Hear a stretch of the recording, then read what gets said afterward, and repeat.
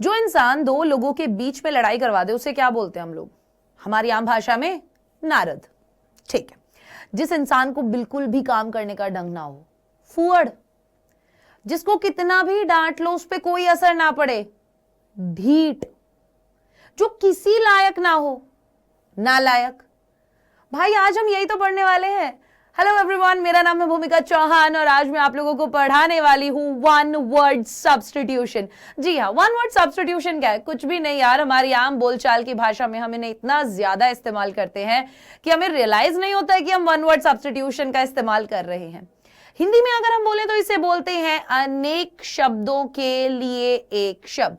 जैसे मैंने अभी आपको बताया, दो इंसानों में लड़ाई करवाने वाला नारद। मम्मी यार हमें दिन रात जो भी बोलती रहती है, नालायक, ढीठ। कहने का मतलब जो किसी लायक ना हो, जिस पे किसी चीज का असर ना हो। उन्होंने क्या किया, इतना लंबा वाक्य बोलने की जगह सीधा सीधा नालायक बोल दिया, सीधा सीधा ढीठ बोल दिया। आ गई बात समझ में? ये ही वन वर्ड सब्स्टिट्यूशन कहलाता है। मतलब अनेक शब्दों के लिए आपने केवल एक शब्द का इस्तेमाल कर दिया और सामने वाले को बात समझ में आ गई। आइए आज की इस क्लास के अंदर मैं आपको करवाऊंगी कुछ टॉप 15 वन वर्ड सब्स्टिट्यूशन जो आपके एग्जाम में मदद करेंगे। अब यार इनको प्रिपेयर करने का बहुत अलग अलग ट्रिक्स और टिप्स होते हैं। फॉर एग्जाम्पल आप रूट वर्ड एक यूज करके उसके अकॉर्डिंग भी याद कर सकते हो, ठीक है। और आप पिक्चर्स के जरिए ज्यादातर याद कर सकते हो क्योंकि पिक्चर्स हमारे दिमाग में लंबे टाइम तक याद रहती हैं, ठीक है। सो आगे जो आने वाली क्लासेस होंगी, जो 60 डे का हमारा कोर्स होगा, 60 डेज वाला, उसके अंदर मैं आपको हर एक तरीके से समझाऊंगी कि यार हैबिट्स के लिए ऐसे, ठीक है, प्लेसेस के लिए ऐसे, या फिर कोई डर है अगर हमारे अंदर, उसके लिए हम किसका इस्तेमाल करते हैं। देन उस रूट वर्ड को पकड़ के हम बहुत सारे वन वर्ड सब्स्टिट्यूशंस याद कर सकते हैं। आज की क्लास के अंदर तो केवल मैं आपको 15, लेकिन वो टॉप 15 हैं जो बहुत इंपॉर्टेंट है, पहले एग्जाम्स में आए हुए हैं, वो कुछ पिक्चर्स के जरिए और सेंटेंस में उसको कैसे यूज कर सकते हैं उसके जरिए मैं आपको याद रखवाऊंगी। आइए स्टार्ट करते हैं आज की इस प्यारी सी छोटी सी क्लास को, जिसमें सबसे पहले हमारा है अ ट्रैवलर इन स्पेस। एक ऐसा इंसान जो स्पेस में ट्रैवल करे। आप सभी को पता है उसको हम इंग्लिश में बोलते हैं एस्ट्रोनॉट। यहां पर आपको एक फोटो दिखाई है, इस फोटो के जरिए आप याद रख सकते हैं ये कौन है जो स्पेस में ट्रैवल कर रहा है। Astronaut. Astronaut. My son's dream is to be an astronaut. मेरे बेटे का सपना है एक एस्ट्रोनॉट बनने का। मतलब वो स्पेस में ट्रैवल करना चाहता है तो वो एस्ट्रोनॉट बनना चाहता है, right. So traveller in space, astronaut. Picture के जरिए याद रखने की कोशिश कीजिएगा। एस्ट्रोनॉट जैसे बोल रही हूं वैसे प्रोनाउंस करने की भी कोशिश कीजिएगा, ठीक है। जब आप सही प्रोनाउंस करेंगे तो आप स्पेलिंग भी ठीक लिखेंगे और पिक्चर के जरिए वो चीज आपको लंबे समय तक याद रहेगी। मेरे बेटे का सपना क्या है? एस्ट्रोनॉट बनने का, स्पेस में जाने का। चलिए आगे। A person who is fond of fishing. अब एक ऐसा इंसान जिससे फिशिंग करना बहुत ज्यादा पसंद हो, उसे हम क्या बोलेंगे? एंगलर। एंगलर। ANGLER। एंगलर उसे बोला जाता है। आप देख रहे हैं यहां पर ये इंसान कितना ज्यादा खुश हो रहा है इस मछली को जब वो पकड़ रहा है ना। तो एक ऐसा इंसान जिसे बहुत अच्छा लगता हो, आदत हो उसकी फिशिंग करना, उसे क्या बोलेंगे? Angler. The angler reeled out his fishing line. Reeled out. Reeled out का मतलब क्या है? इसके पास ये जो मछली पकड़ने का होता है ना, जब वो उसको फेंकता है, खोलता है मछली पकड़ने के लिए, उसे रील आउट करना बोलते हैं, ठीक है। So the angler reeled out his fishing line. Fishing line को उसने क्या किया? रील आउट किया। फिशिंग लाइन ये होती है, ठीक है। सो उसको क्या बोलते हैं? एंगलर। एंगलर। आइए चलते हैं अगले पर। A medicine which counteracts poison. एक ऐसी दवा जो आपके अंदर अगर कोई जहर है उसको काटे।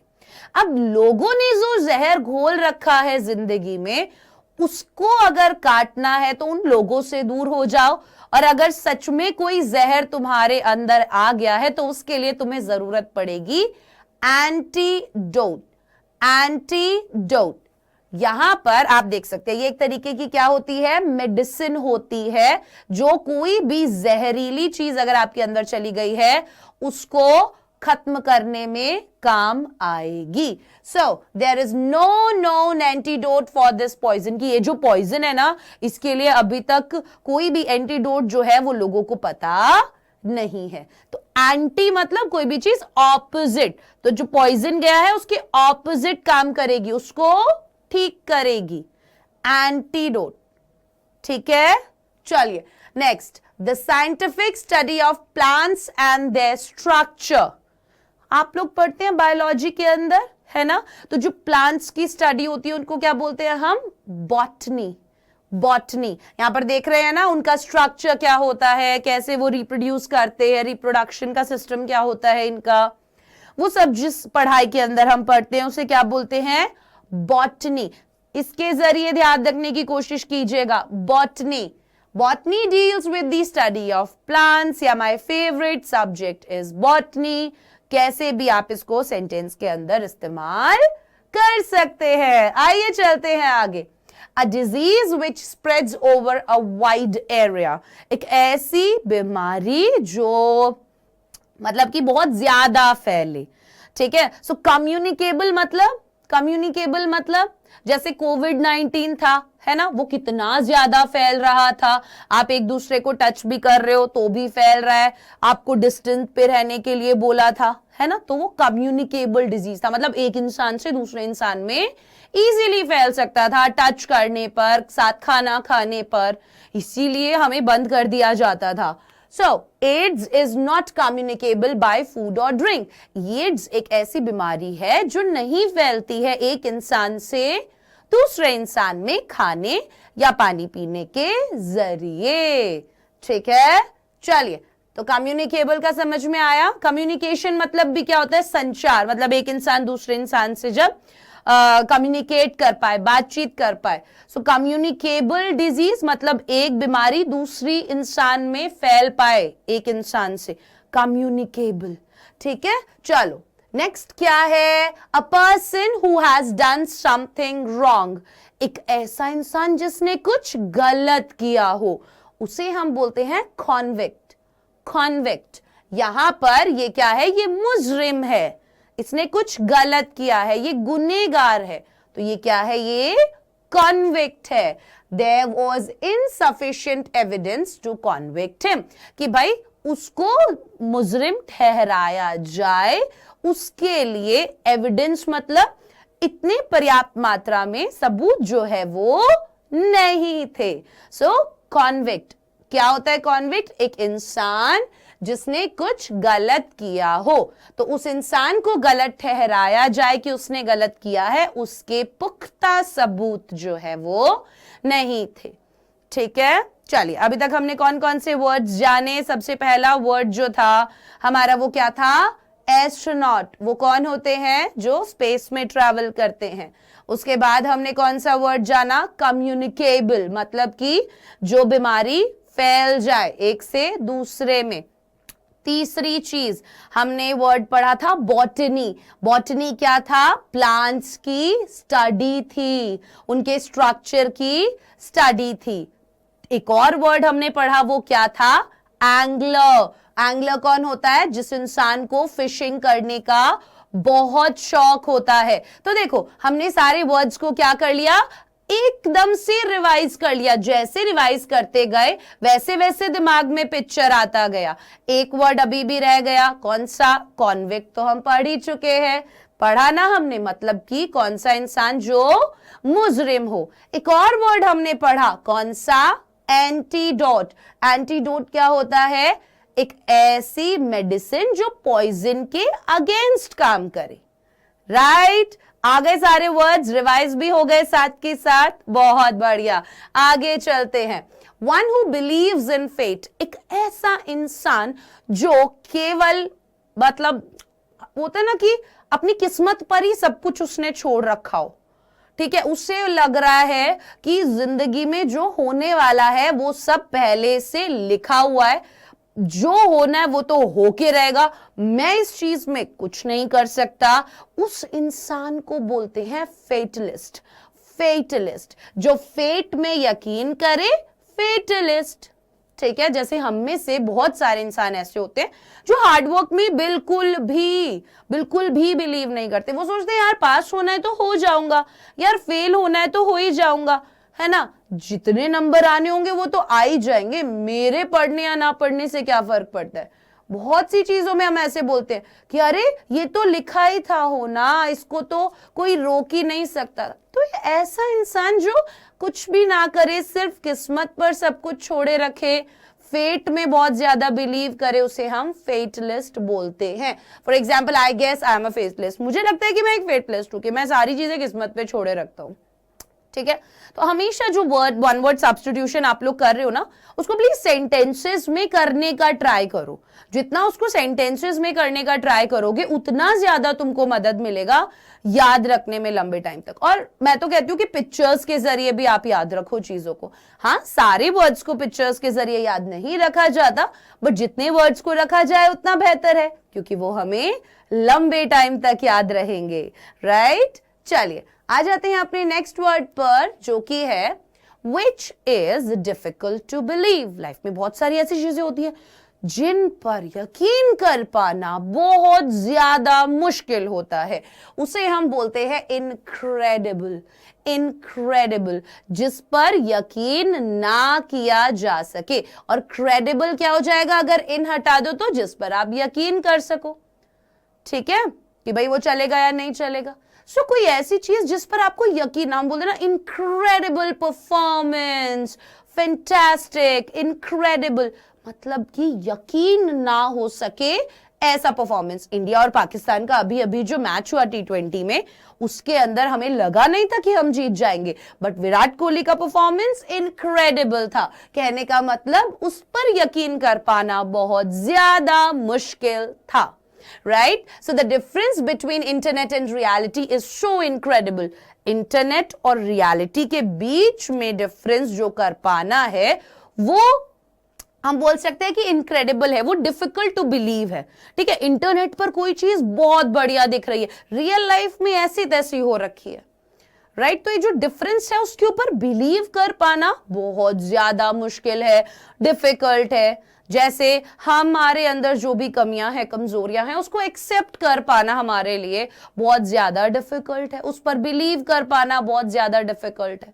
बहुत सी बार ऐसे लोग होते हैं हमारी जिंदगी में जो हमें धोखा दे देते हैं, हमें यकीन ही नहीं होता, बिलीव ही नहीं होता उस बात पे, राइट, कि वो हमारे साथ इतना बुरा कर गए। तो कहने का मतलब है कोई ऐसी चीज जो आप बिलीव ना कर पाओ, डिफिकल्ट हो उस चीज पर बिलीव करना। ठीक है, सो उसको क्या बोलेंगे हम, इनक्रेडिबल। इनक्रेडिबल। ओके, चलिए आगे बढ़ते हैं नाइन्थ वर्ड की तरफ, विच कैन नॉट बी रेड, जिसे पढ़ा ना जा सके, जो कि हमारा दिल और हमारा मन, जी नहीं, इसके अलावा भी बहुत सारी चीजें होती हैं जो नहीं पढ़ी जा सकती। वो है मेरे प्यारे बच्चों की प्यारी प्यारी हैंडराइटिंग। इससे मैं आपको एक चीज और बताना चाहूंगी कि यार जब भी आप अपना एग्जाम लिखकर आते हो तो प्लीज कोशिश करो कि आप बहुत साफ साफ लिख के आ रहे हो, प्रॉपर वर्ड्स के बीच में स्पेस है, हर एक आंसर के बाद स्पेस है, क्योंकि जब सामने वाले को चीजें पसंद आएंगी तभी वो तुम्हें नंबर देगा, तो उसे तुम्हारी आंसर शीट पसंद आनी चाहिए। ठीक है, आ रही है बात समझ में? लड़की के बाप को तुम पसंद आने चाहिए, तभी वो अपनी शादी उससे करवाएगा। तो एग्जामिनर को तुम्हारी आंसर शीट पसंद आनी चाहिए, तभी वो तुम्हें नंबर देगा। अगर इस तरीके की हैंडराइटिंग में लिख कर आओगे तो तुम्हें क्या लगता है कि तुम चाहे कितने भी ज्ञाता क्यों ना हो, तुम्हें नंबर मिलेंगे? नहीं मिलेंगे। जैसे कि लड़की का बाप देखेगा कि तुम्हारी नौकरी क्या है, तुम कितने ही हूर के परे क्यों ना हो, लेकिन जब तक नौकरी नहीं होगी, जब तक सेटल नहीं होंगे, जब तक पढ़े लिखे नहीं होंगे, तब तक तुम्हें लगता है वो तुम्हें देगा अपनी बेटी? नहीं देगा भाई। तो बस वैसे ही एग्जाम में हैंडराइटिंग की भी उतनी ही इंपॉर्टेंस है ना? Her signature is totally illegible. Illegible मतलब जो चीज पढ़ने में डिफिकल्ट हो। ठीक है, सिग्नेचर बहुत सी बार लोग करते हैं, पढ़े ही नहीं जाते, पता नहीं क्या लिखा है। So which can not be read, जिसे पढ़ा ना जा सके, इलेजिबल। वैसे ही जिसे सही ना किया जा सके, इनकॉरिजिबल, पढ़ा होगा ना इसके बारे में। चलो, एलिजिबल। नेक्स्ट है विच कैन नॉट बी सीन, जिसे देखा ना जा सके, for example mister India. Invisible, so visible क्या होता है, जो देखा जा सकता है, इन लगा दिया, इनविजिबल जो देखा ना जा सके, जैसे कि मिस्टर इंडिया, राइट। और अभी अभी हमारा फ्यूचर नहीं देख सकते ना, कब देख पाएंगे, जब मेहनत करेंगे, रिजल्ट आएगा, अच्छे नंबर आएंगे, लाइफ में बहुत कुछ करना है और वो कर जाएंगे, तब दिखेगा सबको।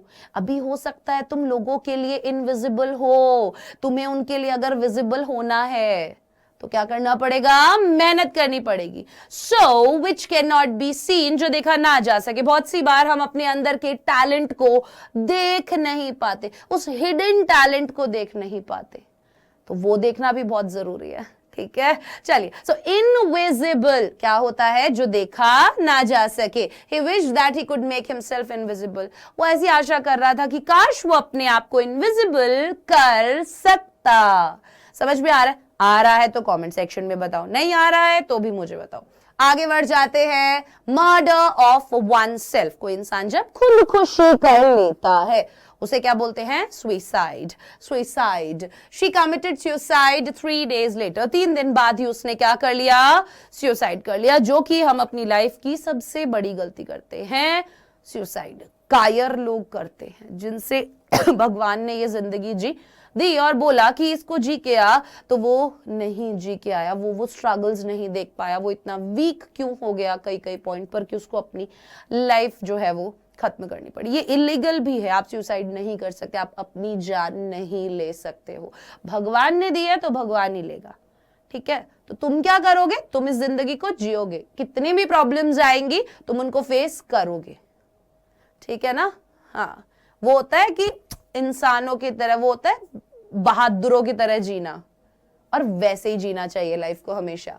आगे बढ़ते हैं, वन हू नोज एवरीथिंग, एक ऐसा इंसान जिसे सब पता हो। ये एक आंख है जो सब जगह है ना, मतलब उसे सब कुछ पता है। जैसे बिग बॉस के घर में लगे हुए हैं ना कैमराज ही कैमराज हर जगह, उन्हें सब पता है कौन क्या कर रहा है, कहां क्या चल रहा है, राइट। वैसे ही भगवान जो है उनको सब पता है कौन कब कहां क्या कर रहा है, हमारे मन में क्या चल रहा है। So one who knows everything, omniscient, one who knows everything, omniscient, ठीक है। ओमनीशिएंट, ओमनीशिएंट कहने का मतलब, Christians believe that God is omniscient. Christians को ये लगता है कि भगवान जो है वो ओमनीशिएंट है, वो सब जानते हैं। या फिर the novel has an omniscient narrator, कि जो नॉवल का नैरेटर था ऐसा लग रहा था कि उसे सब कुछ पता हो, ठीक है। Omniscient, okay. Next word, a person with long experience, बहुत ज्यादा कॉमन है, बहुत ज्यादा इंपॉर्टेंट भी है, उसे बोलते हैं वेटरन। वेटरन, VETERAN, वेटरन, एक ऐसा इंसान जिसको बहुत लंबे समय का एक्सपीरियंस हो, या उसने अपनी लाइफ में बहुत सारे स्ट्रगल्स किए हों, या एक ऐसा इंसान जिसने बहुत सारे युद्ध लड़े हों, जो आर्म फोर्सेस में हो, उनको हम वेटरन बोलते हैं। So, a person with long experience, जिसको बहुत ज्यादा एक्सपीरियंस हो, a person who has served in the armed forces, जिसने armed forces में पहले सर्विसेज दी हुई हो, an experienced person who has been through many battles, या फिर एक ऐसा इंसान जो बहुत सारे युद्ध लड़ चुका हो, उसे क्या बोलते हैं, veteran. We often ask the veteran workers for advice, हम अक्सर वेटरन वर्कर्स से सलाह लेते हैं। वेटरन वर्कर्स, वो वर्कर्स जिन्हें बहुत लंबे समय का एक्सपीरियंस होता है। The veteran director von a life time achievement award, veteran director जो था, जो लॉन्ग एक्सपीरियंस वाला डायरेक्टर था, उसको एक लाइफ टाइम अचीवमेंट अवार्ड मिला। या कोई भी ऐसा इंसान जैसे बिपिन रावत जी हैं, ये क्या है, वेटरन है। वेटरन मतलब इन्होंने बहुत सारे बैटल्स जो है वो लड़े हुए हैं और बहुत सारा इनको एक्सपीरियंस है उस चीज का, ठीक है। और ये आर्म फोर्सेस में भी रहे हुए हैं। तो या आपने आर्मी वगैरह में आपको बहुत लंबा एक्सपीरियंस हो, या आपने बहुत सारे बैटल्स लड़े हो, तो आपको क्या बोलेंगे, वेटरन। चलिए 14th, उसके बाद एक और है, बस 15 15 याद हो गए ना। A person who exports or imports goods without custom duty or other taxes. ये क्लास खत्म होने के बाद ना 15 के 15 एक बार रिवाइज करने की कोशिश करना मन ही मन में, बिना कुछ सोचे, देखना फिर कि तुम कितने रिकॉल कर पाए, ठीक है। अ पर्सन हु एक्सपोर्ट्स और imports goods without custom duty और अदर टैक्सेस, एक ऐसा इंसान जो आयात निर्यात करे चीजों का बिना कस्टम ड्यूटी या टैक्सेस भरे, ये तो इलीगल हो गया ना। इलीगल मतलब जो काम जायज ना हो। तो एक और वर्ड समझ लिया हमने इससे।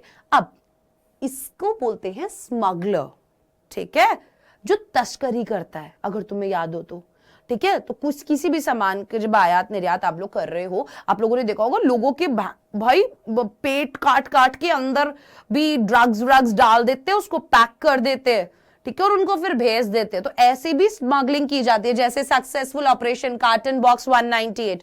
तो इंसान को कार्टन बना के पेट खोला, अंदर चीजें डाली, पैक कर दिया, भेज दिया, वहां जाकर फिर से खोला, चीजें निकाली। स्मगलिंग ऐसे ही होती है, बुरे बुरे तरीकों से होती है, ठीक है। ये वाली स्मगलर नहीं है, ठीक है। तो कोई काम जो गलत हो, तो ये काम भी गलत होता है ना, इससे दूर रहना है।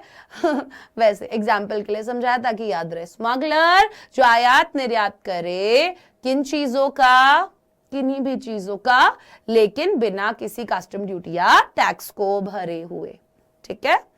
चलो,